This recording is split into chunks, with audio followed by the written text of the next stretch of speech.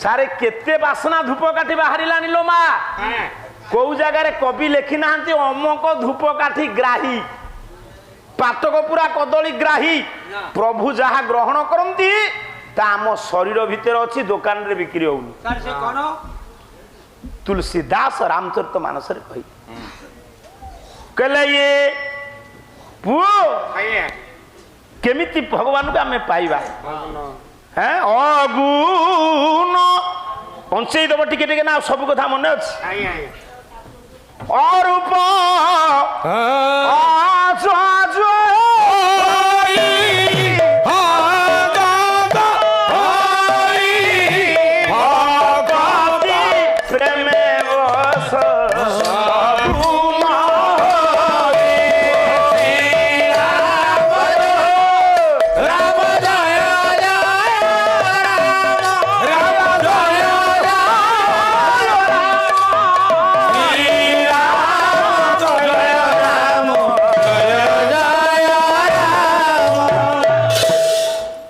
प्रभुंकर रूपरेख किछि नाही निर्गुण जे निर्विकल्प जे अनंत से सविकल्प केमिति हेबे ना आपनक पाखरे जदि भक्ति भाव प्रेम विश्वास थी परिवार जदि स्वामी स्त्री की विश्वास न कला सारे शांति अछि टिके विचार करंतु सार मान आपण आपनक योग्यता को नेइकरी परिवार पोसुचंती किए मूल लगुच किए फूल गुंथुची किए कलम लिखुची माँ आमे दिन जाक परिश्रम कर आसी घरे पहुँचला बेलू स्त्री एड़ बड़ मुह कर गिना ताटिया फोपाड़ुव स्वामी स्त्री मेल नथिबो से परिवार शांति आसीबो जो परिवार स्वामी स्त्री की चिन्हि नहीं स्त्री स्वामी की चिन्हि नहीं सेठी होउछ नरक परिवार से परिवार शांति नाही अपर्णा देवी गोटिए पद लिखिले कहले पति जेबे करे पत्नी की संदेह पति जेबे करे पत्नी की संदेह पति जेबे करे पत्नी की संदेह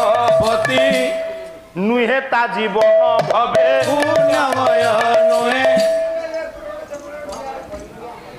आज्ञा कौन कहूना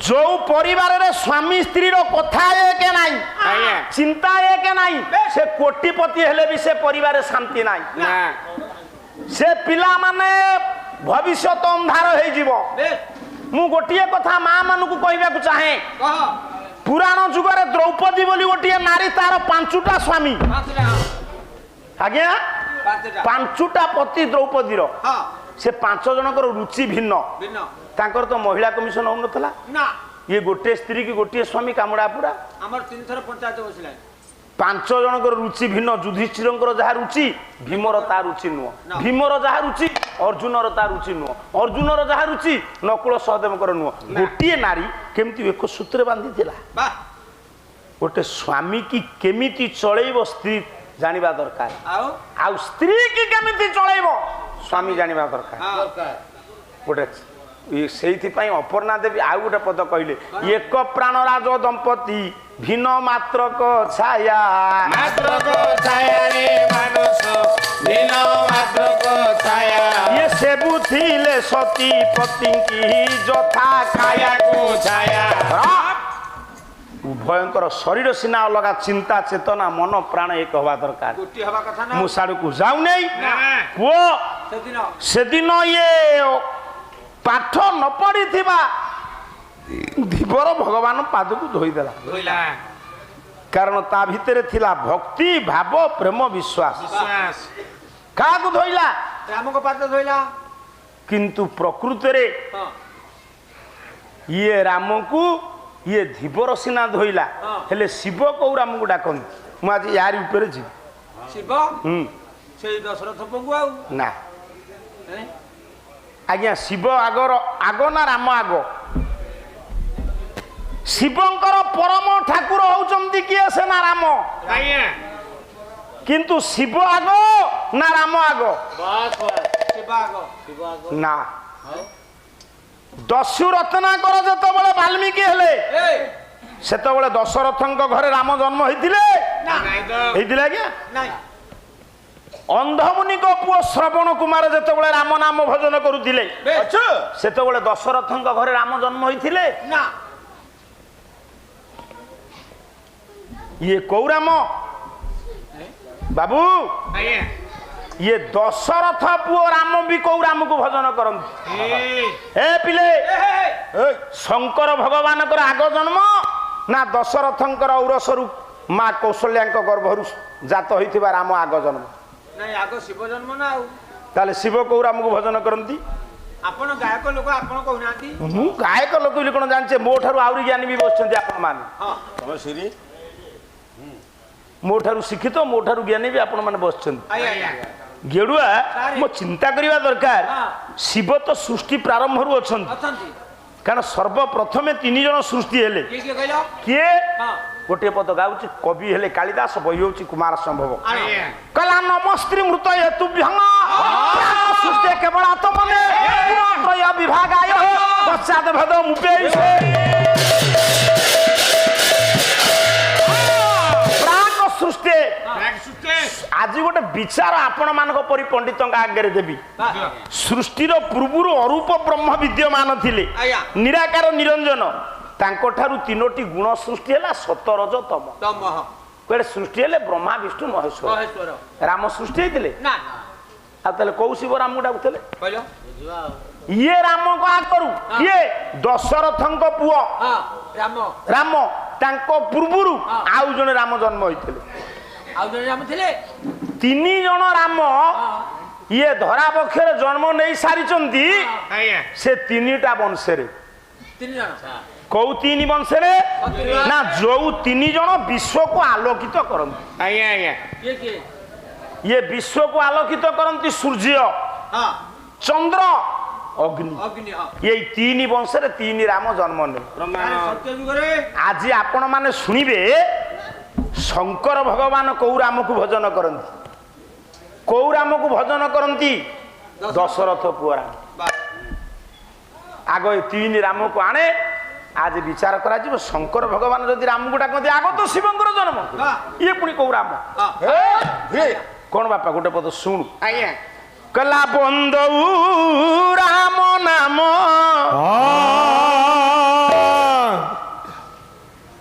ସମୟ ହେଇଗଲାଣି। ଠିକ ଅଛି, ଧୀରେ ଧୀରେ ଆସ। ତୁମର ତ ଦୁର୍ବଳିଆ ହେଇଯାଇଛି ହୋତା, ଧୀରେ ଧୀରେ ଆସ। କିନ୍ତୁ କଣ ହବ? ମୁଁ ତ ଶହ ରାତି ପାଲା ଗାଇଛି, ଗୋଟେ ଶ୍ରଦ୍ଧା ତା ଉପରେ ଅଛି। ନାଇଁ ଆଗ ଅପେକ୍ଷା ଉଠିଲାଣି, କଣ କରିବ ବୋଧେ। କଲା ବନ୍ଦଉ ରାମ ନାମ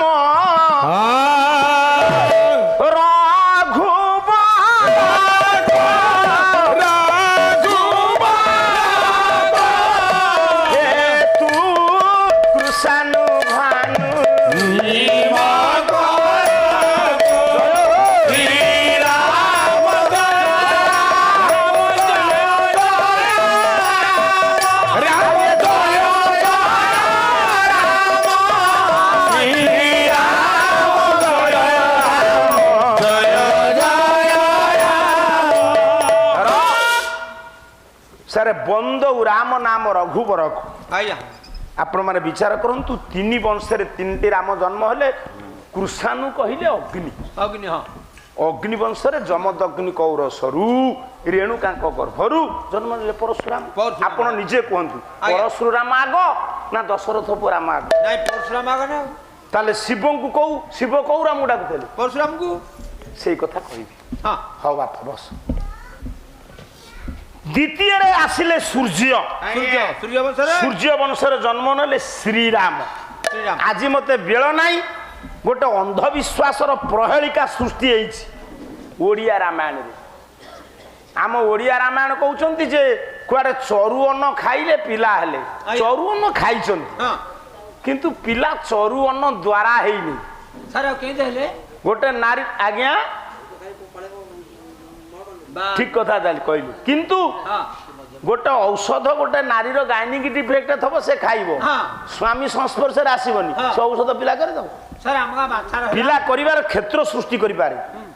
ଚୁପ ହେଇବ, ତମ ବାଞ୍ଛା ଏଠି କହନା ମତେ। ମୁଁ ଖାଲି ପଦଟେ ଗାଇ ଦଉଛି, ଆଜି ଆଉ ସମାଧାନ କରିବାର ବେଳ ନାହିଁ।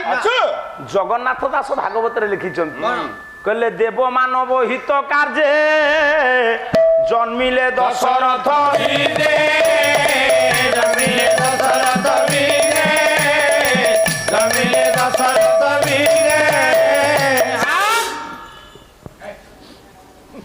ଦେଖୁଛନ୍ତି ଚାମର ଟିକେ ସିନା ମୋଟାଳିଆ କଲେ ହନ୍ତା, ସିଏ ଯେମିତି ଝଡ଼ି ପଇଲାଣି ତା ଚାମର ବି ସେମିତି ଝଡ଼ି ପଇଲେ।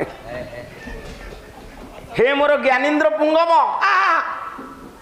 ଯେ ଦେବ ମାନବ ହିତ କାର୍ଯ୍ୟ ଜନ୍ମିଲେ ଦଶରଥ ବୀର୍ଯ୍ୟ।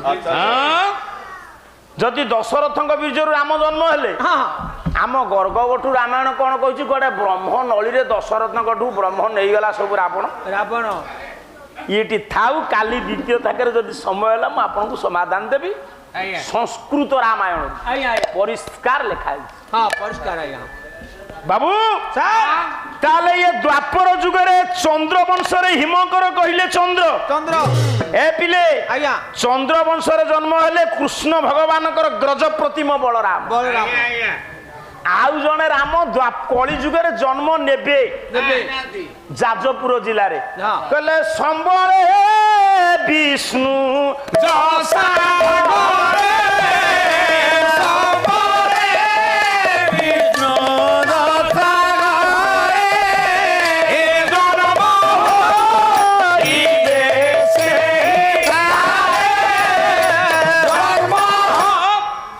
विष्णु जसा घरे जन्म ने कलिजुगर कल्कीराम।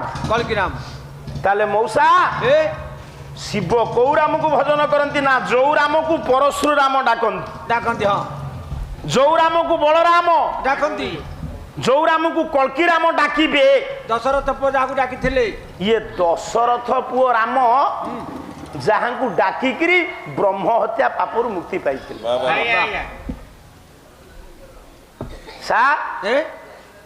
जेतबले दशरथ पुओ राम श्रीराम आज्ञा रावण को बध करिकी लंकापुर रे विभीषण को राजा करी वैकुंठपुर को जानती, सेतिकी बेले देवता माने कहले रही जाओ राम सैठे छिड़ा हो। काहे की कोन लेखा है पढ़ तापर जीव। कोन लेखा है? लेखा है भितरे प्रसव निषेध। कुआड़े लेखा है भितर प्रसव निषेध। राम कौन प्रसव करे मुखुड़ा तू लेखा है भितर प्रवेश निषेध कहीं तमें पापी। सेमती कलिजुगर गोटे राजा को पंडित घटिला राजा दुखद कहानी। ओडिशा दुर्बल आसिला तो के खा कहला ए राजा तुम भौणी के बाहबू जदि तो दियो को रखी जगन्नाथ को नले समुद्र को पेंगी देवी ना। चार राजा रामचंद्र गजपति रामचंद्र देव कौन कले पंडितंकर परामर्श ने कले पंडिते मु कौन मुसलमान झील को बाहेबी ना कौन करबा आमे आम दियो को रक्षा करबा को हेले तुमको मुसलमान कन्या को बाहाबा को पड़िबो।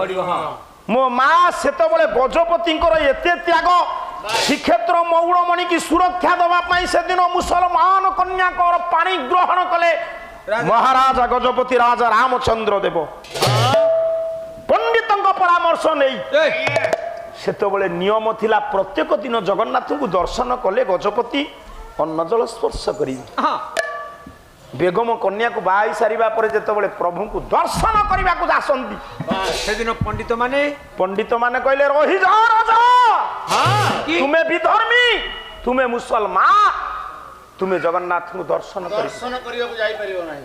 कांदिले गजपति राजा रामचंद्र देव कहले केमिति आपण मानको परामर्श नहीं दियो रखिया हबो बोली मु बाइली मुसलमान दियो को आजी मु केमिति मो जगन्नाथ को दर्शन न करी मु न दर्शन न कले अन्न जल स्पर्श कला अंजलि रे जल मु पी पिंधु थी अंजलि रे जल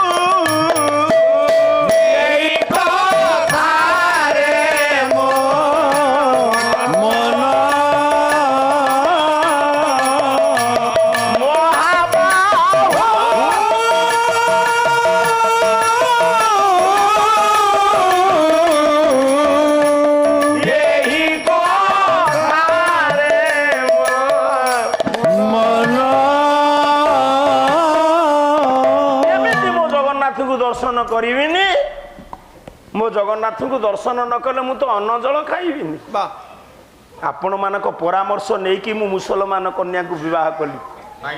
ମୋ ମା ରାଜା ରାମଚନ୍ଦ୍ର ଗଜପତି ରାମଚନ୍ଦ୍ର ଦେବ ଦର୍ଶନ କରିବେ ବୋଲି ବାହାରେ ଥାଇ 22 ପାହାଚ ପାଖରେ ପତିତ ପାବନ ମୋ ବିଗ୍ରହ ନିର୍ମାଣ କଲେ।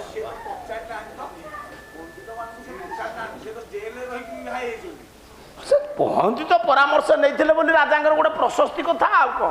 ହେଲେ ମୁକ୍ତି ମଣ୍ଡପ ପଣ୍ଡିତଙ୍କୁ ନ ପଚାରିଲେ କେମିତି ହେଇପାରିବ? ନ ପଚାରିଲେ କଣ ତାଙ୍କ ପରାମର୍ଶ ନେଇପାରିବେନି? ନାଇଁ। ତାପରେ ଶେଷରେ ପଣ୍ଡିତେ ତାଙ୍କୁ ଧମକ ଦିଆଗଲା ହତ୍ୟା କରିବା ପାଇଁ।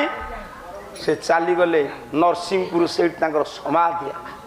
ଆଉ ସାଡ଼କୁ ଯିବି ନାହିଁ। ନା ମୋ କହିବାର ତାତ୍ପର୍ଯ୍ୟ ସେଇ ପରିସ୍ଥିତି ଦଶରଥ ପୁଅ ରାମଙ୍କର। ଦେବତା ମାନେ କହିଲେ ରହିଯାଅ, ତୁମେ ବ୍ରାହ୍ମଣକୁ ବଧ କରିଛ। ଗୋଟେ ବ୍ରାହ୍ମଣକୁ ମାରିଲେ କେତେ ପାପ। ଲେଖିଲେ ବ୍ୟାସ ବହି ସଂସ୍କୃତ ମହାଭାରତ।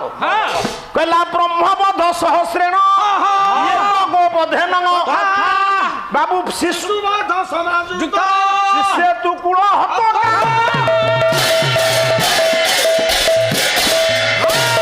ବ୍ୟାସ କହିଲେ 1000ଟା ବ୍ରାହ୍ମଣକୁ ମାରିଲେ ଯେତିକି ପାପ, ଗୋଟେ ଗାଈକି ମାରିଲେ ସେତିକି ପାପ।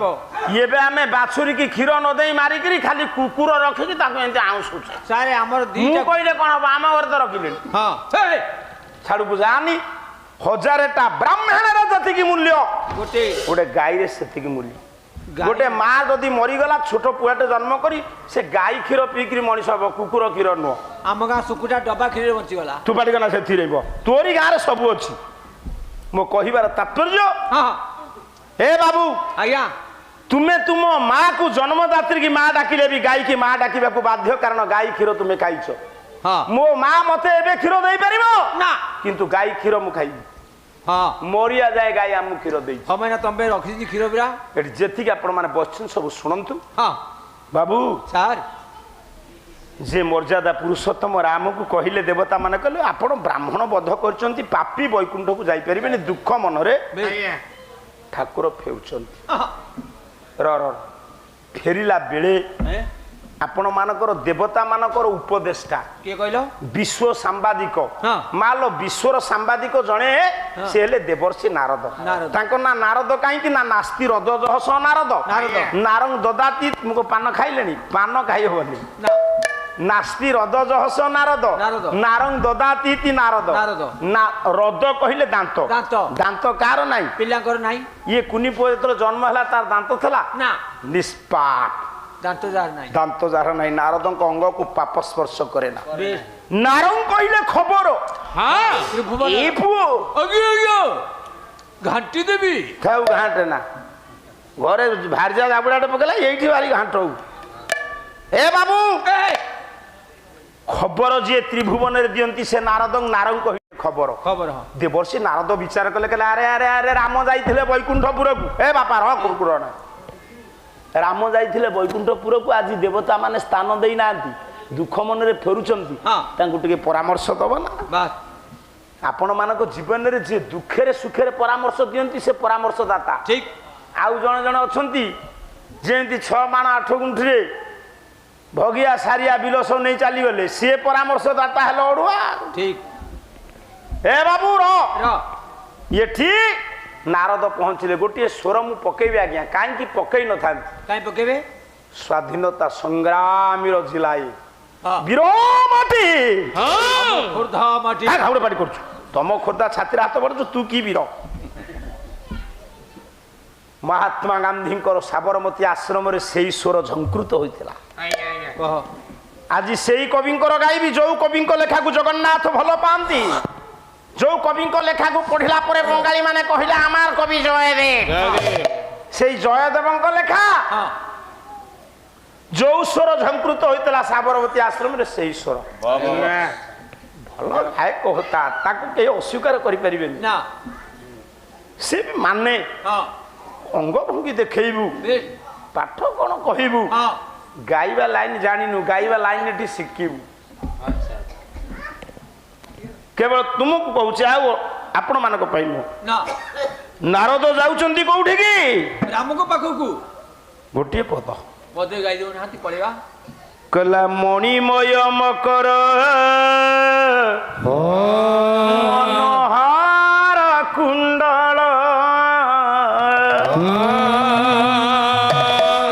ମଣ୍ଡିତ ଗଣ୍ଡ ଦାରಂ ମଣିମୟ ମକର ମନୋହର କୁଣ୍ଡଳ ମଣ୍ଡିତ ଗଣ୍ଡ ଦାରಂ মণিময় মকর মনোহর কুণ্ডল ইয়ে পীত বসনা মনু গত মুনি মনু পীত বসন গতমনে মানজা পীত বসন মনু গত মুনি মনু পীত বসন গতমনে মানজা সুর সুর বর পরিবারম মণিময় মকর মনোহর কুণ্ডল মণ্ডিত গান মুদারম মণিময় মকর মনোহর কুণ্ডল দেব ঋষি নারদ এ প্রবেশ হইলে মণিময় মকর কাহিকি দুঃখ করিছ রাঘবে বইলে মণিময় নারদ পହଞ୍ଚିଗଲେ ଦୁଃଖ ମନର ବୈକୁଣ୍ଠପୁର ପ୍ରତ୍ୟାବର୍ତ୍ତନ କରୁଛନ୍ତି ମର୍ଯ୍ୟାଦା ପୁରୁଷୋତ୍ତମ ନବ ଦୁର୍ବାଦଳ କୋଦଣ୍ଡ ଧାରଣ ରାଘବେନ୍ଦ୍ରୀ ସରକାର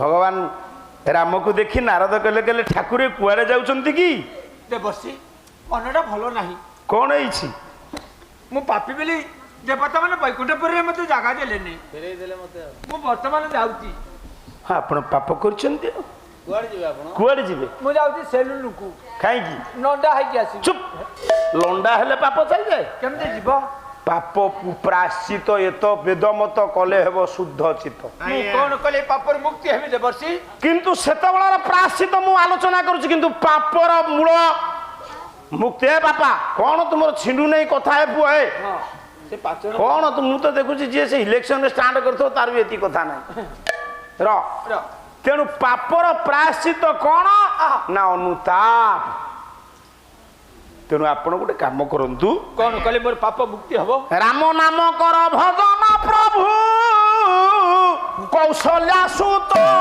ହେ ରାମ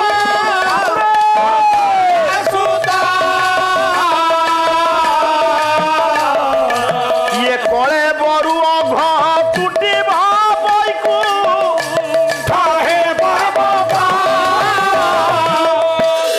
ହଁ ସଇଲା ତ ହେ କୌଶଲ୍ୟା ନନ୍ଦନ ହଁ 10ଟା ବାଜିଲା ବଢେଇବା ଗୋଟେ ଅଚା ଗୋଟାଏ ଅଚା ସବୁ ରହିବ ଅଚା ତ ମରିଯିବ ତାପରେ ସମୟ ଅଚାଟା ମରିଯିବ ହଁ ଆମର ଘିରି ଘିରି ବୁଲେଇ ଦିଅ ଇଏ ଗୋଟିଏ ପଦରେ ଛିଡ଼ିଯିବ ଦଶରଥ ନନ୍ଦନକୁ କହିଲେ କିଏ ଦେବର୍ଷି ନାରଦ କହିଲେ ତୁମେ ରାମ ନାମ ଭଜନ କର ମୁକ୍ତି ପାଇବ ହେଲେ ଏକଥା ଶୁଣି ର ମୁଁ ପାଲା ସାରିବା ପରେ ଗାଲୁଆ ଅନୁଷ୍ଠାନ କହିବେ କି ସନାତନ ଦାସ ତୁମେ ସନାତନ ଦାସଙ୍କଠୁ ପଇସା ନବ ନା ଗାୟକ ସନାତନ ଦାସଠୁ ନବ ନାଇଁ ଆଉ ଇଏ ତ ରାମ ଇଏ କଣ ରାମକୁ ଭଜିବେ ରାମ ଶୁଣି ହସିଥିବେ ସେଇଠି ନାରଦ କହିଲେ କହିଲେ ଆପଣ କେଇ ଦିନର ରାମ ମୁଁ 52 ବର୍ଷର କେଇ ଦିନର ରାମ ଆପଣ ଆପଣଙ୍କ ଆଗରୁ ପରଶୁ ରାମ ବା ଆପଣ ମାନ ଏ ପୁଅ କାଲି ତମେ ଆଗରେ ବସିବନି ନାଇଁ ଆଗରେ ବସିବନି ତୁମେ ବସିଲ ଅଡୁଆ ହଁ ଇଏ ତୁମେ ସବୁତକ ରାମ ସେଇଠୁ ସୃଷ୍ଟି କୋଉଠୁ ଆତ୍ମା ରାମ ଗୋଟିଏ ପଦ କହୁଛି ଆପଣଙ୍କର ଇଏ ଗୌଡୀୟ ବୈଷ୍ଣବ କବି ଅଭିମନ୍ୟୁ ସାମନ୍ତ ବାଲିଆ ଶାନ୍ତ ହୋତା ଦେଖେ କେମିତି ଫିଲ୍ମ ସ୍ୱର ୟା ଭିତରେ ପଶିଛି କିନ୍ତୁ ସେ ସ୍ୱର ଖରାପ ସ୍ୱର ନୁହେଁ ଆମର ଫିଲ୍ମ ସ୍ୱର ଗାଇବୁ ଆମେ ସବୁ ଫିଲ୍ମ ଖରାପ ନୁହଁ ଦେଖିଆ ଫିଲ୍ମ ସ୍ୱର କଲା ଏ ଆଦି ଅନାଦି କାରଣ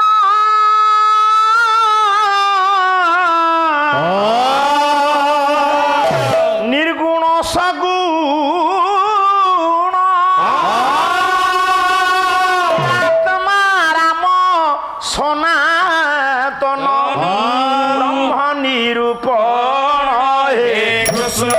হে গোবিন্দ হে কৃষ্ণ হে গোবিন্দ হে কৃষ্ণ হে গোবিন্দ আদি অনাদি কারণ নির্গুণ সগুণ আদি অনাদি কারণ নির্গুণ সগুণ আত্মা রাম সনাতন ব্রহ্ম নিরূপণ হে কৃষ্ণ হে গোবিন্দ হে কৃষ্ণ হে গোবিন্দ হে কৃষ্ণ হে গোবিন্দ ତୋ ଆଖି ମୋ ଆଇନା ତେଣୁ ଏ ପୁଅ ସେ ସେଇ ଆତ୍ମା ରାମ ହଁ ଯେ ସମସ୍ତଙ୍କ ଭିତରେ ଏକ ରାମ ଓ ଦେଶ କୁମାରା ବାଃ दूसरी राम के ଘଟ ଘଟେ ए जगत प्रसारा ପ୍ରସାରା एक राम दशरथ को बेटा ବାଃ दूसरी राम ଘଟ ଘଟ में बैठा वो ए,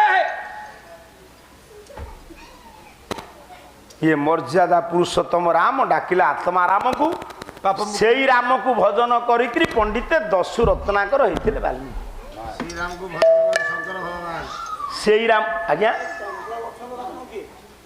बलराम पुरा कहली नहीं कि कृष्णकर ग्रज प्रतिमा ହଉ ସାର୍ ଯିବା आज्ञा से राम को डाकिले कौन हम ना रा शब्द चारण मात्रे बहिर्निर्जात पातक राम दुईटी अक्षर केमिति सृष्टि होईछि आपण रा को उच्चारण कले ପାଟି ଖୋଲି ହେଇଯିବ पाटी कौन हम रा कहले रा ରା रा कहलु ରା पाटी खोली ही गला ଖୋଲି ହେଇଗଲା रा शब्द उच्चारण मात्रे बहिर्निर्जात पातक ପାତକ पुनः प्रवेश मात्र म वर्णपी कपाटक ହଁ म गोटे एमिति अक्षर से अधर ओष्ठ को बुझी दब ବାଃ रा कहला बेलू शरीर सबुतक पाप पड़ेब काले से दुष्ट दुर्जन पापरू ए शरीर में प्रवेश करिब बोली ହଁ म वर्णटा को कबाट बंद कर ଆଜ୍ଞା रा म म। रा म। ओठू माड़ी बसिक धरचु कहीं तो मन मन हो रा म कला जेबे तुड़ी की प्रश्न पचारि ହଁ मु पाला क्षेत्र को आसिले तो से पचरा पचरा बहु कटु कथा से कही मुझे किसी कहूनी ନା ନା କାଲିଠୁ କୁଆକି ହବ नाई नाई ए पुओ ଆଜ୍ଞା हाँ ये पृथ्वी सूर्य चारि सूर्य चारिपटे पृथ्वी बुलुची କି ବାସୁକି ସର୍ପ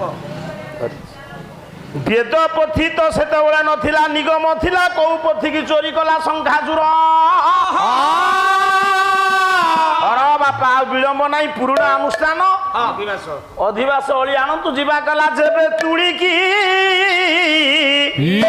राम पद तल धूली की जेबे धूली की जेबे धूली की आये राम पद तल धूली की आउ लखे चंपा देले धूली की चंपा देले धूली की से जमती करे कौन मत आसेनी ଦେଖିଆ ए बोल न ସାର୍ ଟିକେ सब आसी ओजना दस ସାର୍ ମୋ पे ଟିକେ लखे चंपा देले चंद्र धूली की आलोके चंपा दे किंतु ये इठी दरकार नहीं ସାର୍ ହେଇ ତ ଭଲ ଲାଗୁଛି भल लागिब मिठा किंतु भारी अड़ुआ कला लखे चंपा देले चंद्र धूली की लोके चंपा देले चंद्रमा धूली की ये हजारे पूजिले हर गौरींकी हजारे पूजिले हर गौरी सम लोही बसे सम रोही बासे पाद धूली की जबे धूली की आये राम पद तल धूली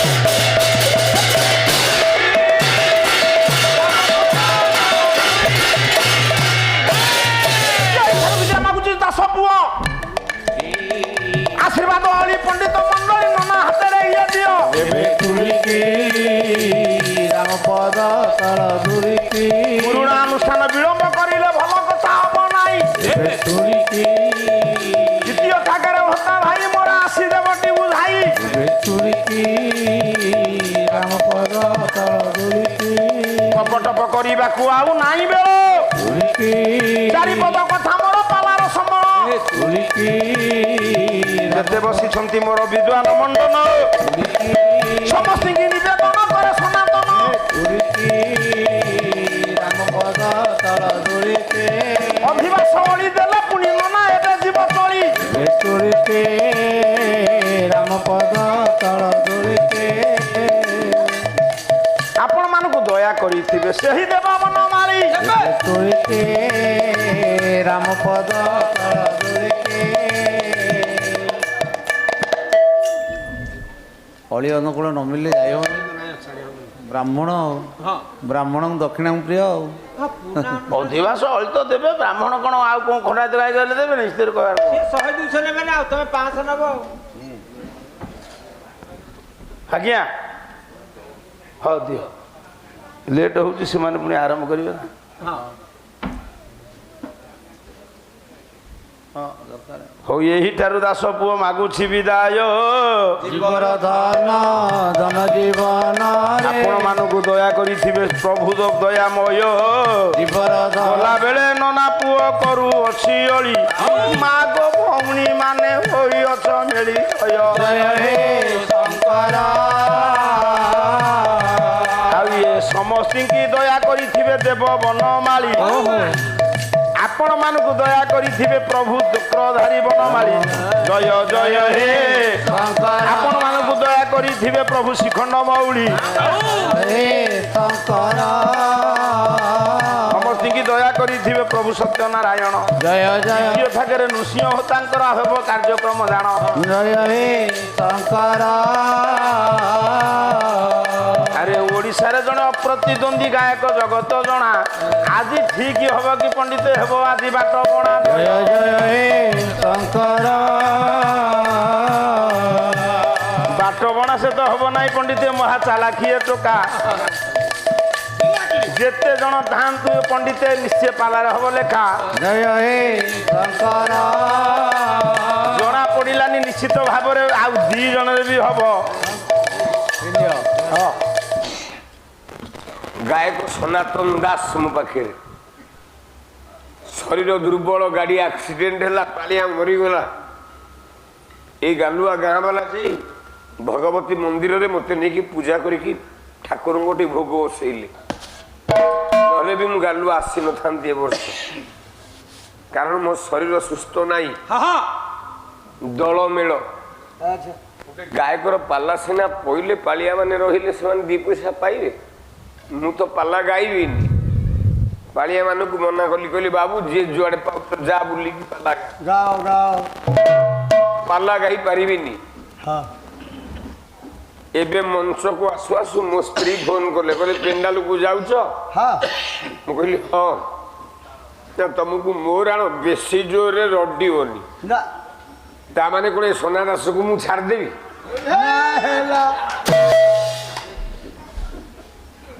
4 ଜଣ ନୁହଁ କାଲି ଆଉ ଗୋଟାକୁ ବାହାରି କରିଦେବି 3 ଜଣରେ ପାଲା ଗାଇବି ମନେ ରଖ ସନାତନ ଦାସ ଭାବନା ମୁଁ ଜାନୁ ହରା ହୋଇଛି ଦୁର୍ବଳ ଭାଷା ଗୋଳ ମାଳ ହେଲେ ହେବି ମୁଁ ପ୍ରବଳ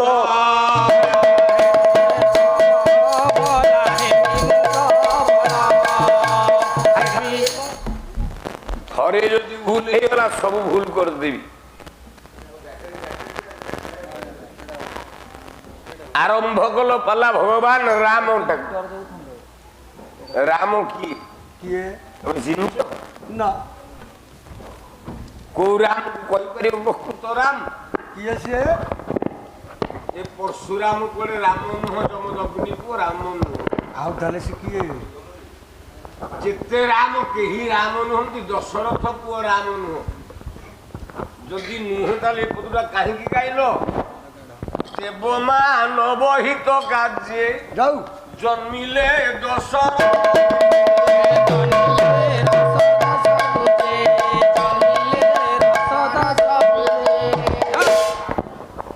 କାହିଁକି ଗାଇଲ ଦେବ ମାନବ ମାନଙ୍କର ହିତ ସାଧନ କରିବା ପାଇଁ ଦଶରଥ ବୀର୍ଯ୍ୟରେ ଜନ୍ମ ହେଲେ ভগবান রাম দশরথ কিଏ କିଏ ସେ আমি চিনিছে ନା আজি আমি মহাত্মা গান্ধী কি জয় কইকি স্বাধীনতা দিবস পালন করুছে আম পিলা মানে আউ 50 বর্ষ পরে মহাত্মা গান্ধী কি ভগবান কইকি পূজা করিকি পুনি মন্দির তৈরি করিবে তাহলে মহাত্মা গান্ধী কোন সাবরমতী আশ্রমরে মহাত্মা গান্ধীর কর্ম কোন থিলা আম পিলা কোন জানিছন্তি পূজা করিবে সেইভাবে হচ্ছে ভগবান রাম জন্ম নেইছি দেব মানব হিত কার্যে দেবতা মানক পাই মানব মানক পাই হিত কার্যরে সেমানଙ୍କର মঙ্গল পাই কোনে রাম জন্ম হেলে আজ্ঞা এ ঠিক যদি এহা ঠিক ଆଚ୍ଛା ଆପଣ ଯେତିକି ଜ୍ଞାନୀ ମାନେ ଟିକେ ବିଚାର କରନ୍ତୁ ଓଡିଆ ଭାଗବତରେ ଜଗନ୍ନାଥ ଦାସ କଣ କହିଲେ ସାର୍ କହିଲେ କହିଲେ ଦୃଷ୍ଟ ନିବାରି ସନ୍ଥ ପାଳୁ ତୁନାଥ ପରମ ଦୟାଳୁ ତୁନାଥ ପରମ ଦୟାଳୁ ତୁନାଥ ପରମ ଦୟାଳୁ ତାହେଲେ ରାମ କାହା ପାଇଁ ଅବତାର ହେଇଥିଲା କାହା ପାଇଁ ତମ ରାମାୟଣ ତ ଉଲ୍ଟା ହେଇଗଲା ସରିଗଲା ତମ ରାମାୟଣ ଆଉ ତମେ ଯୋଉ ରାମାୟଣ କହିଲ ଛୋଟ ଛୁଆ ସେମାନେ ବି ଶୁଣିଛନ୍ତି ଶିଖିଛନ୍ତି ଦୃଷ୍ଟ ନିବାରି ସନ୍ଥ ପାଳୁ ତୁନାଥ ପରମ ଦୟାଳୁ ଆଚ୍ଛା ଯିଏ ଦୁଷ୍ଟକୁ ମାରିବ ସେ ଦୟାଳୁ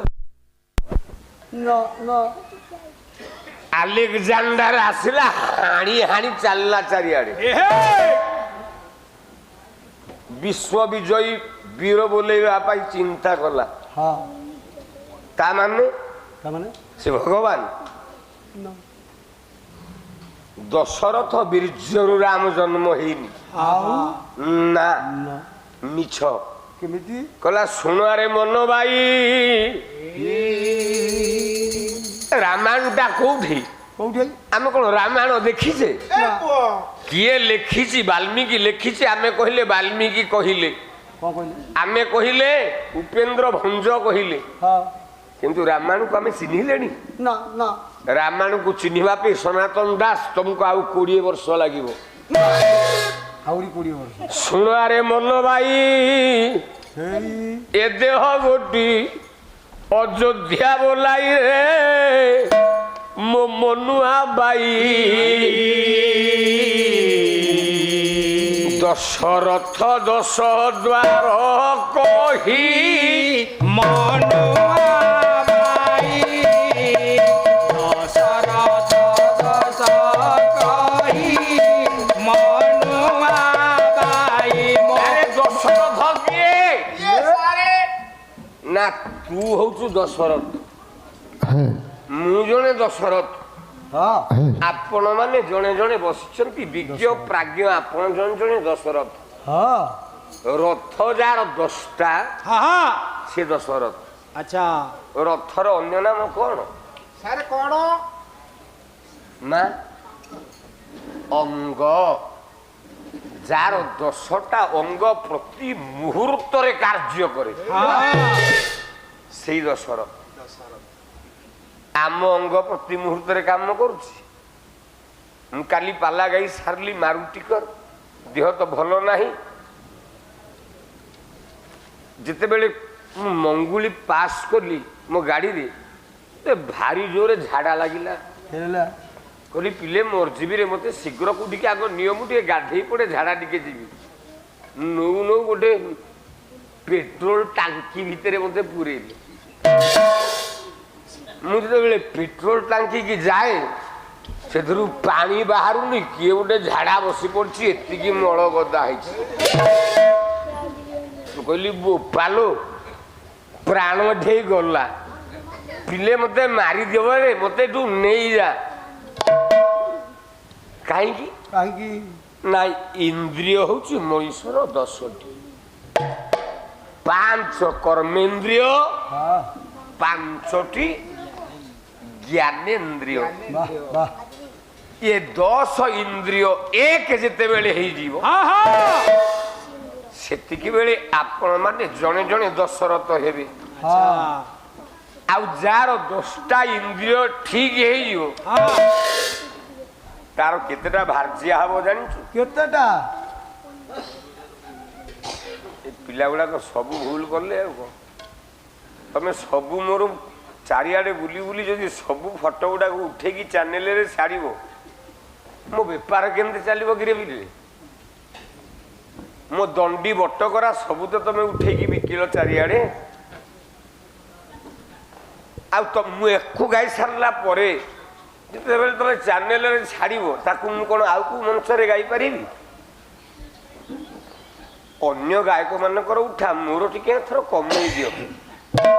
150 ବିଷୟ ଚ୍ୟାନେଲରେ ଉଠେଇ ସାରିଲଣି ତମେ ମାନେ। ଆଉ କେତେ ବିଷୟ ମୁଁ ଶିଖିବି? ଗୋଟେ ବହି ଶିଖିବା ପାଇଁ ହେଲେ ଗୋଟେ ରାତି ପାଇଁ ଅତି କମରେ 20,000 ଟଙ୍କାର ବହି ଦରକାର। ଆମେ କୋଉଠୁ ଆଣିବୁ କିରେ ବାପୁ? ନା କୌଶଲ୍ୟା ଯେ କୈକେୟୀ, ସୁମିତ୍ରା ଆଦି 3 ରାଣୀ ସେହିରେ ମନୁଆ ବାଇ, ଶାନ୍ତି ପ୍ରୀତି ମୈତ୍ରୀ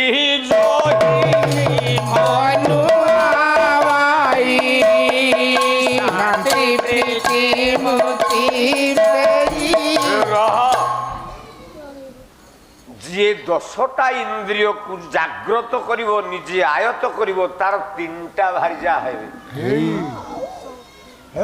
ସେ 3 ଭାର୍ଯ୍ୟା କିଏ? ନା ଜଣେ ହେଲା ଶାନ୍ତି, ଶାନ୍ତି, ଜଣେ ହେଲା ମୈତ୍ରୀ, ମୈତ୍ରୀ, ଜଣେ ହେଲା ପ୍ରୀତି। ଏହା ଆମ ପୂର୍ବଜ ପୁରୁଷ ବାଲ୍ମୀକି 3ଟା ରାଣୀ କରିକି 3ଟା ନାଁ ଦେଲେ। କୌଶଲ୍ୟାକୁ କରିଦେଲେ ଶାନ୍ତିର ପ୍ରତୀକ, କୈକେୟୀକି କରିଦେଲେ ମୈତ୍ରୀର ପ୍ରତୀକ, ସୁମିତ୍ରାକୁ କରିଦେଲେ ପ୍ରୀତିର ମୈତ୍ରୀ। କାହିଁକି? ରାମ ଯେତେବେଳେ ବନବାସ ଗଲା, ଦେଖ ପ୍ରୀତି କେମିତି ବାହାରିଲା ତାଠୁ। କେମିତି କହିଲା,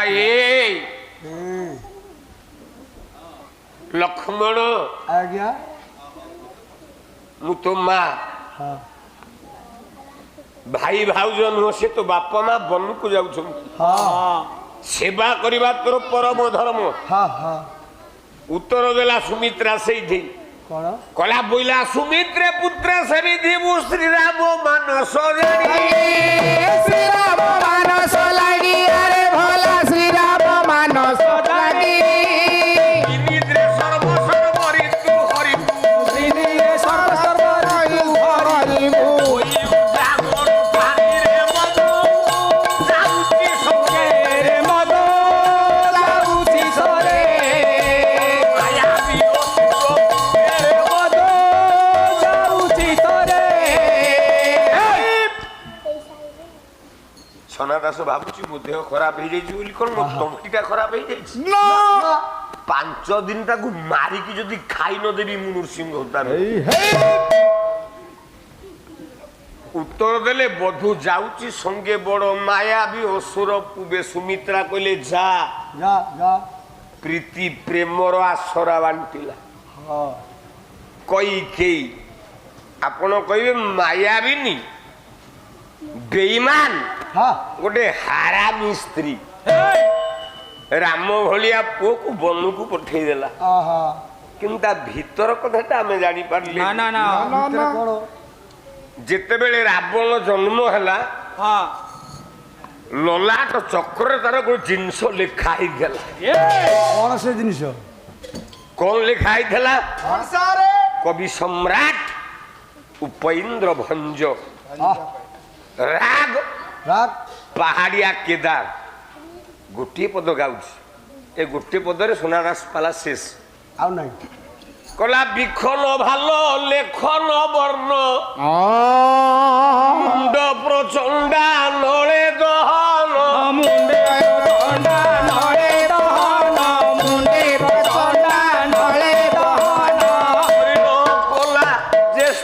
পঠন কষ্ট অত্যন্ত রে কষ্টর চম্পনে কষ্টর কলকিরছি উদম তারে সে দণ্ড তুমি ভাবে প্রধারে সে জন্ম পাবি ভাবে সবারে সে জন্ম পাবি ভাবে সবারে নহি গীতি গুণ গীতি রে গুণ গীতি রে যে জিন্দগি তীরে যে কাউ হইলে আসি প্রসন্ন যে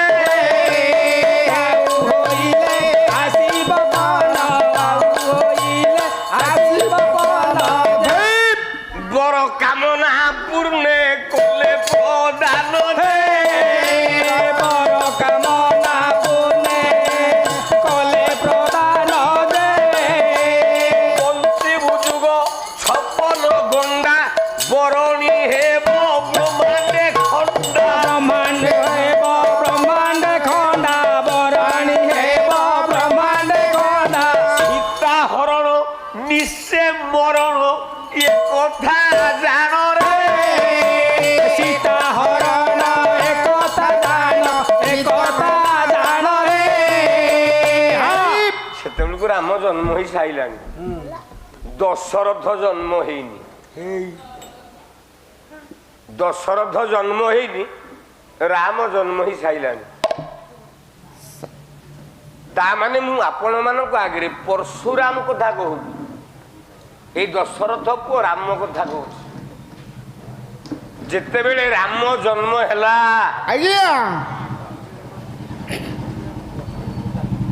ରାମ ଜନ୍ମ ହବାର 36 ବର୍ଷ ପରେ ଦଶରଥ ଜନ୍ମ ହେଲା ଆପଣ ବିଶ୍ୱାସ କରିବେ କବିଟା ଗୋଟେ ଗାଲୁଆ ଗାୟକଟା ରାମ ଜନ୍ମ ହବାର 36 ବର୍ଷ ପରେ ଦଶରଥର ଜନ୍ମ ବ୍ରହ୍ମାଣ୍ଡରେ ଖଣ୍ଡା ବୁଲେଇଛି ପ୍ରଥମେ ରାମ ଏଇଥିପାଇଁ ଆଚ୍ଛା ସାରା ଓଡ଼ିଶାରେ ତମେ ଯୋଉଠିକି ଯାଅ ରାମ ମନ୍ଦିର ଦର୍ଶନ କରିବା ପାଇଁ ଆଚ୍ଛା ରାମଙ୍କର ନିଶ ଦାଢ଼ି କୋଉଠି ଅଛି ଦେଖିଛ ଅଛି ଅଛି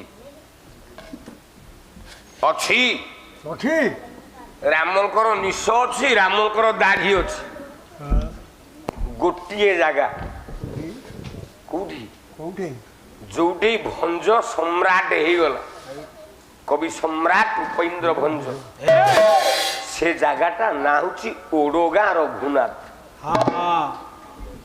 ଆପଣ କାଲି ଯାଆନ୍ତୁ ଦେଖିବେ ରାମଙ୍କର ଦାଢ଼ି ଅଛି ଆପଣମାନେ ତ ଲେଖିଛନ୍ତି ଯୋଉ ଗାୟକ ଯାହା ଗାଇବ ତା ଦ୍ୱିତୀୟ ଥାକରେ ସେ ଗାୟକ ସିଆ ଗାଇବ ମୁଁ ଗୋଟିଏ କଥା ଖାଲି ପଚାରିବି ଏତିକି 5 ଦିନ ଯାକ ଆଉ କିଛି ପଚାରିବିନି କିନ୍ତୁ ଆପଣମାନେ ଉତ୍ତର ଦେବେ ଯେହେତୁ ୟାକୁ ଲେଖିଛନ୍ତି ଭଗବାନ ରାମଙ୍କର ଯଦି ରାମଙ୍କର ଦାଢ଼ି ଥିଲା ବା ନିଶ ଥିଲା କଟାଗଲା ରାମଙ୍କ ନିଶ ଦାଢ଼ି କିଏ କାଟିଲା ଆର ଗାୟକ ଟିକେ 5 ଦିନ ଭିତରେ କହିବେ ଆଉ ଯଦି କହିଦେବେ ମୁଁ ଭଗବତୀ ରାଣ ପକଉଛି 5 ଦିନ ଯାକର ପଇସା ନେବିନି ଆର ଗାୟକକୁ ଦେଇଦେବି ଟୁନା ଭାଇ 30 ଟଙ୍କା ଆପଣ କରିଛନ୍ତି ହଉ ଭଗବାନ ତାଙ୍କର ମଙ୍ଗଳ କରନ୍ତୁ 30 ଟଙ୍କା ବୋଲେ କିଛି କମ୍ ବୋଲି ଭାବିନି ପୁଅ ଏଇ 30 ଟଙ୍କାର ସୋରିଷ ଯଦି ମୋ ଭାରିଜା କିଣିଦେବ ଆମେ 2 ମାସ ଚଳିବୁ ଜଗନ୍ନାଥ ତାଙ୍କର ମଙ୍ଗଳ କରନ୍ତୁ ଟୁନା ବାବୁଙ୍କର କଲ୍ୟାଣ ହଉ ସର୍ବାରିଷ୍ଟ ଶାନ୍ତି ହଉ ତାଙ୍କ ସପରିବାର ମଙ୍ଗଳ ହଉ 5 ଦିନରେ କେବଳ ଗୋଟିଏ ପ୍ରଶ୍ନ ରହିଲା ମୁଁ ଦ୍ୱିତୀୟ ପ୍ରଶ୍ନ ପଚାରିବି ନାହିଁ ରାମ ନିଶ ଦାଢ଼ି କାଟିଛି କି ତମେ ଆର ଗାୟକ ଆସିକି ଏତିକି ଉତ୍ତର ଦବ ଦଶରଥ ବୀର୍ଯ୍ୟରେ ଜନ୍ମ ହେଲା ରାମ ନା କଳାପନେ ବୁଲୁ ବୁଲୁ ସୁନ୍ଦରୀ ଭ୍ରମୁ ଭ୍ରମୁ ନିଚୟ ভ্রমুরি চলরে মানস ঘুরি ভ্রমুরি চল চলা পদ ଦେଖିକି ভয়ে ହେଲା অথୟ হেলা তয়রে মানস এবে হেলা তয় ପୁରାଣ ପୃଷ୍ଠାରେ ଗୋଟେ ବାବାଜୀ ଥିଲା ତା ନା ବିଶ୍ୱରବା ଆଜ୍ଞା ସାର୍ ମାଳି ସୁମାଳି ଇତ୍ୟାଦି ଦେବତା ମାନଙ୍କୁ ଡରିକି ଯାଇକି ପାତାଳରେ ଲୁଚିଲେଣି। ସେ ବାହାରିକି ଆସୁନାହାନ୍ତି। ଆପଣ ମାନେ ଭୟ କରନ୍ତୁନି ମୁଁ ଯାଉନାହାନ୍ତି ବସା ଘରକୁ ତାର ତା ଫୋନ ବର୍ତ୍ତମାନ ଲାଗିଥିବ ନୃସିଂହ ତା ପଚାରିଛି ରାମ ନିଶ ଦାଢି କିଏ କାଟିଛି ଖାଇବନି ରାତି ଯାକ ପ୍ରଶ୍ନ ପଚାରି ଚାଲିଥିବ ଫୋନ କରିକି ରାମ ନିଶ ଦାଢି କିଏ କାଟିଛି। ଆଜ୍ଞା ମତେ ପଚରା ଯାଇଛି ନାଇଁ ମୁଁ ଶୁଣିନି।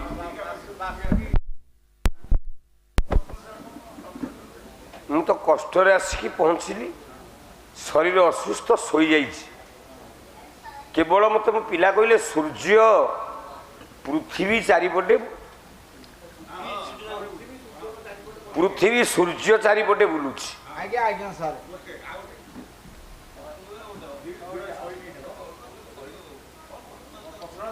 এইটা গোটিয়ে চিন্তা কলে বড় প্রশ্ন বাসুকি নাগটা পৃথিবীকে কেমতি ধরলা এই দুইটা কথা সূর্য আউ পৃথিবী পৃথিবী কাহিকি বুলুচি সূর্য চারিপটে এটা আম ঘর পাঠ জগন্নাথ সংস্কৃতি आमे सदाबेले पूजा करुचे जेतेबेले पूजा करने को जाऊे पुरी जाऊे क्या देखा जाऊच ସାର୍ ଜଗନ୍ନାଥ तू बोपा मुंड ना जगन्नाथ कहला जगन्नाथ को देखा जाऊँ तमें कहीं जगन्नाथ को देखा जाऊन ନା गोटे पद प्रमाण दूची तमें क्या देखा जाऊच पुरी की କାହାକୁ कहला थका मन चलो जीवा ये चोखा নয়ন দেখিবা থকা মন চালো ଯିବା চকা নয়ন দেখিবা থকা মন চালো ଯିବା শঙ্খনাভি মণ্ডলরে শঙ্করবি মণ্ডଳରେ নেত্র পখারে বা থকা মন চালো ଯିବା যে পর্যন্ত নিজ চক্ষুকে নির্মল করিনু সেতেবেলে পর্যন্ত তো নির্মল হইনু না না পালা যেতেবেলে মু পেন্ডালକୁ আইলি অনুষ্ঠানକୁ পচারিলি কইলি কোন করিছ না স্যার কইতেলে আপন কুশলা মাছ করিছ মু কইলি আহা আণ আগ বজেই দিয়ে দি পাহারে মো যাহা হচ্ছে হো পালা হেলে হও নহলে নাই সেই মাକୁ মানিବାକୁ পড়িব आ कोशला माछ पूरा छाणिकी रखी 5-6 पीस झोल कर 10 पीस बजेदेली 10 पीस बजेली छणा माछ जो तक छाणिकी धोला से माँ 10 पीस बजेली कहीं मो आखि कि से भल देखा गला बोली मुझे खाईदेली जदि मो आखि कि से भल देखा जाई न था हाँ से माछ तरकारीटा जदि कालिया पोड़ी जाता से छणा माछटा जदि पोड़िकी अंगार हो जाता मु खाई था ना ना प्रथमे हे बाबू माने पाला देखा अर्थ केवल कहानी गप नुह पालार अन्य नाम हूँ दर्शन शास्त्र किसी शिखिबा दरकार आग निजर दर्शन इंद्रियटा को ठीक कर जे पर्यंत दर्शन इंद्रिय ठीक न करिछ से पर्यंत तमे कहबो पुओ बाहा होउनी झियो बाहा होउनी घर प्रतिष्ठाटा हेला नहीं माकड़ा पत्थर मिलू नहीं इत्यादि इत्यादि मनरे विकार सृष्टि हम जो दिन दर्शन इंद्रिय ठीक हो तमें जन को पाइब क्या पाइब दर्शन इंद्रिय ठीक हेले आग माँ को पाइब तापर बापा कथा देखिए कहीं साल बेग कहले कहले बाटरे बाट मंगला भेटिबा ओठर नला बाटरे बाट मंगला ଦେଖିବା ଅଠର ନଳା ସ୍ଥିର କରି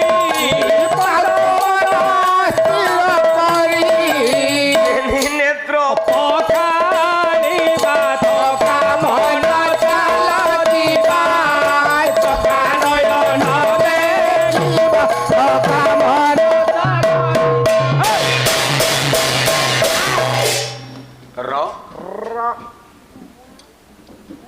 ବହିରେ ତ ଲେଖା ଯାଇଛି ଯୋଉ ବିଷୟ କରିବ ସେଇ ବିଷୟରେ ପ୍ରଶ୍ନ ପଚାରିବ। ରାମାୟଣ କଲ, ରାମାୟଣ ଉପରେ ପଚାରିଲ, ମନ ଇଚ୍ଛା କଣ ପ୍ରଶ୍ନ ପଚାରିଲ, ତାମାନେ ତମେ ପାଲାବାଲା ନା ପଇଡ ବିକା ବାଲା? ତମେ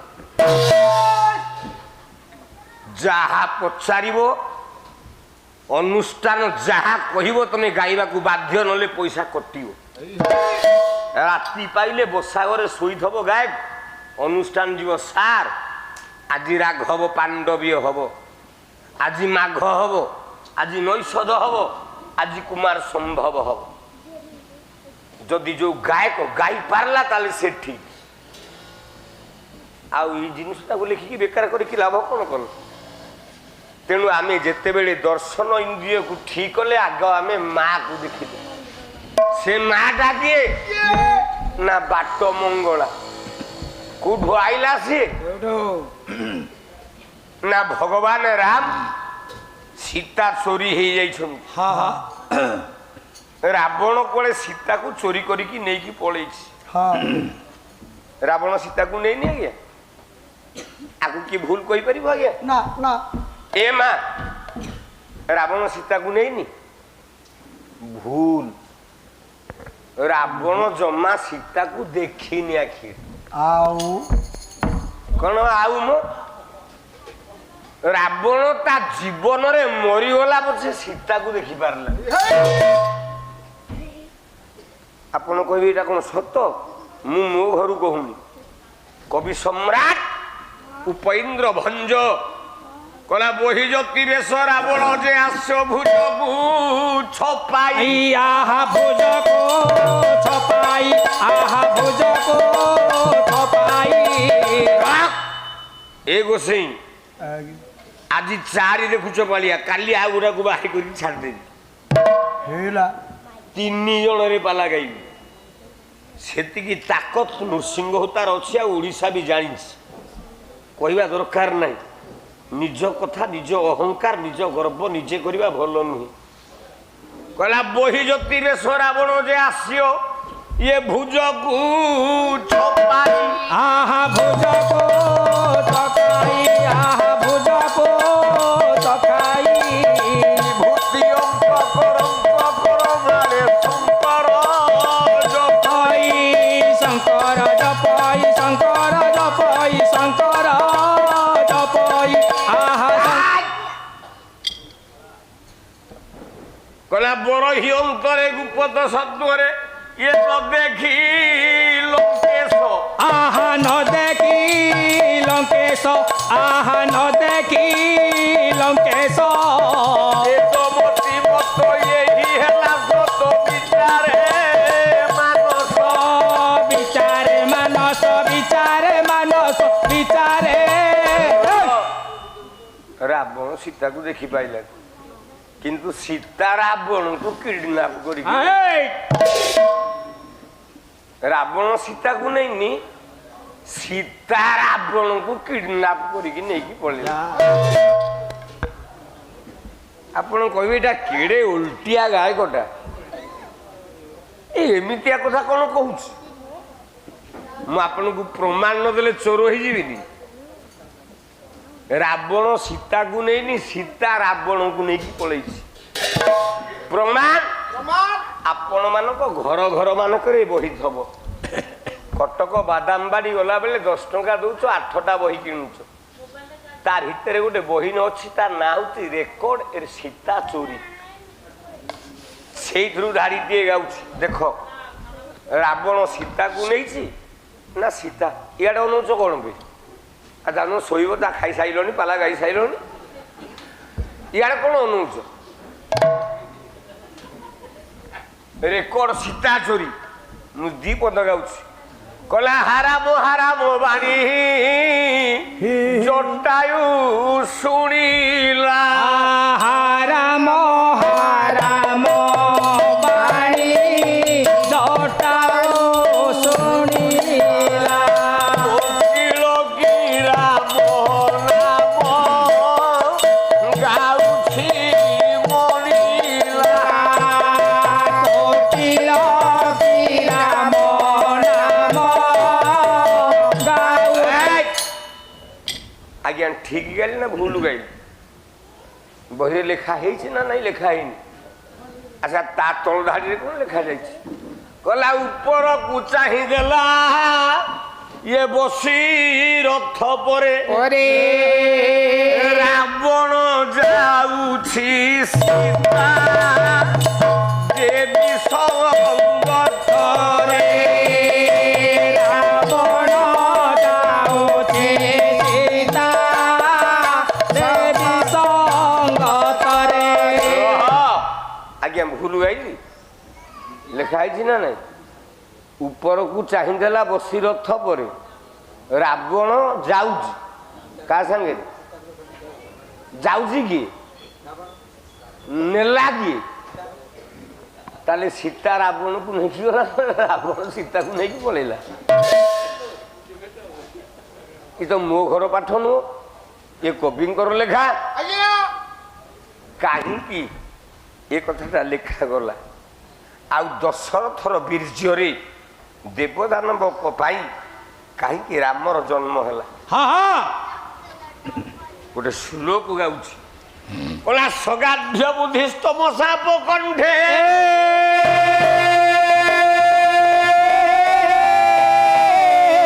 ବର୍ତ୍ତମାନ ଗତମ ଭୀର ଭିକଂ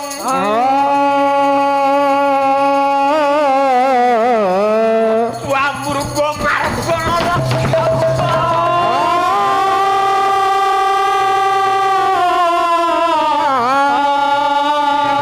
ଅଗ୍ରଜନ ମାନ ମୁଖୀ ଟକାର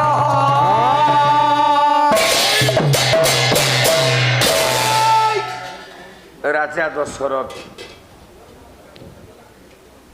ଶିକାର କରିବାକୁ ଯାଇଛି ବଣ ଭିତରକୁ ହଁ ହଁ ହଁ ତା ପାଖରେ ଗୋଟେ ଅମୋଘ ବାଣ ଥିଲା କଣ ସେଇଟା ସେ ବାଣଟିର ନାଁ ହେଲା ଶବ୍ଦଭେଦୀ ବାଣ ଆଚ୍ଛା ଶବ୍ଦଭେଦୀ ବାଣ ଅର୍ଥ କଣ ନା ସେ ଯେତେବେଳେ ସେ ବାଣଟା ମାରିବ ଶବ୍ଦ ଯୋଉଠି ହଉଥିବ ସେଇଠି ବାଣଟା ଯାଇକି ବାଜିବ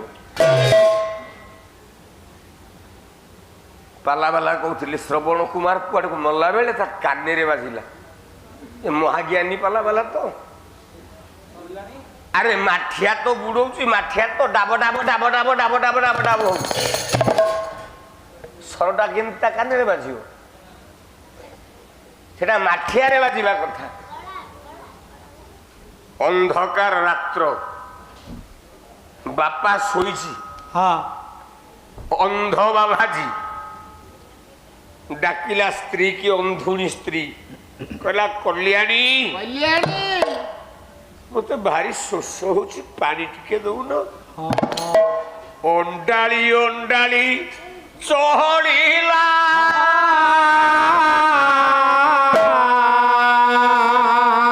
ଚଳ ଘଟଣି ଘଟ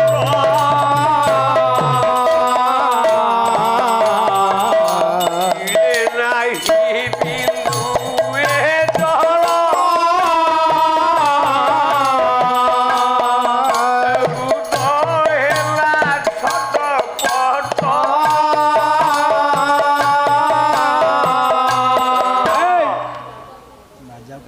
ପାଣି ଟିକେ ଆଣିବାକୁ ଯାଇଛି ମାଠିଆ ପାଖକୁ ଆଜ୍ଞା ମାଠିଆରେ ଟୋପେ ପାଣି ନାହିଁ ନା କହିଲା ସ୍ୱାମୀ ପାଣି ନାହିଁ ନା ମରିଯିବି ଲୋ ମତେ ପାଣି ଟିକେ ନଦେଲେ ମୁଁ ବଞ୍ଚିବିନି ବଞ୍ଚିବିନି ଦ୍ୱାର ବନ୍ଧରେ ଶୋଇଥିଲା ଗୋଟିକିଆ ପୁଅ ହଁ ତା ନାଁଟା ହଉଛି ସିନ୍ଧୁ ସମସ୍ତେ କହନ୍ତି ଯାହା ନାଁଟା ଶ୍ରବଣ କୁମାର କୁମାର ମଣିଷ ମଲା ପରେ ଗୋଟିଏ ନାଁ ପାଏ ମଣିଷ ଜନ୍ମ ହେଲା ପରେ ଗୋଟିଏ ନାଁ ପାଏ ମଣିଷର 21ରେ ଗୋଟିଏ ନାମ ପାଇଥାଏ ତମର ଗୋଟିଏ ପିଲାଟିଏ ଜନ୍ମ ହବ ମେଡିକାଲରେ, ଆଚ୍ଛା ତା ନାଁ ଟିକେ ଦବ ନା ନାଇଁ ଦବନି? ନହେଲେ ଡକ୍ଟର ତମକୁ ସାର୍ଟିଫିକେଟ ଦବ ତାର ଡେଟ୍ ଅଫ ବାର୍ଥ। ସେ ଜନ୍ମ ହଉ ହଉ ଆଗ ଗୋଟିଏ ତା ନାଁ ଟିକେ ଦବ। ତାପରେ 21 ଦିନ ଭଜନ କର, ପାଲା କର, କୀର୍ତ୍ତନ କର, ତାର ଗୋଟିଏ ନାଁ ଟିକେ ଦବ। ଆଉ ମଣିଷ ଯୋଉଦିନ ମରିଯିବ 2ଟା ପିତୁଳା ତମେ ତିଆରି କରିଥବ, ଯମ ସମ ପିତୁଳା। ପିତ୍ତଳରେ 2ଟା ମୂର୍ତ୍ତି, ସେ 2ଟା ମୂର୍ତ୍ତିକୁ ଏକତ୍ରିତ କରି ପ୍ରେତକୁ ଘରୁ ବାହାରି କରିବା ପାଇଁ ଘର ଭିତରେ ଝାଡୁ ବୋଲନ୍ତେ ଖଜୁରୀ ଗଛର ଡାଳ ଚାରିପଟେ ବାଡେଇ ବାଡେଇ ତାର ଗୋଟେ ନାଁ ଦେଇକି ତୁ ଏ ଘରୁ ଯା, ତୁ ଏ ଘରୁ ଯା। ହଇରେ ମୂର୍ଖ, କାହିଁକି ଏମିତିଆ ଘର ତିଆରି କରିଥିଲୁ? 5 ମହଲା ଘର ତିଆରି କଲୁ, ଲାଟ୍ରିନ୍ ବାଥରୁମ୍ ଢେରେ। ଆଜ୍ଞା। ଆଚ୍ଛା ଘର ଭଡା ଲଗେଇକି 50,000 ପାଉଛୁ, ହଁ ହଁ ହଁ। କିନ୍ତୁ ଯେତେବେଳେ ମରି ଯାଉଛୁ ହେଇ ତୋ ପୁଅ ଝାଡୁ ଧରିକି ବାଡଉଛି ଆଉ। ତୁ ଏ ଘରୁ ଯା, ଏ ଘରୁ ଯା, ଏ ଘରୁ ଯା। ତାହେଲେ ଜୀବନର ଆଦର୍ଶ ରହିଲା କୋଉଠି? ଶ୍ରବଣ କୁମାର ପାଣି ମାଠିଆଟା ନେଇକି ବୁଡେଇବାକୁ ଯାଇଛି।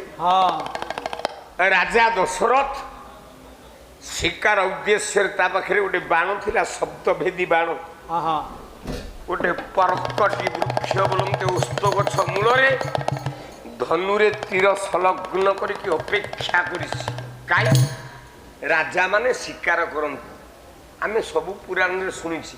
କଣ ନା ମୃଗୟା ବିନୋଦେ ରାଜା ଦଶରଥ ବିହାର କରନ୍ତି।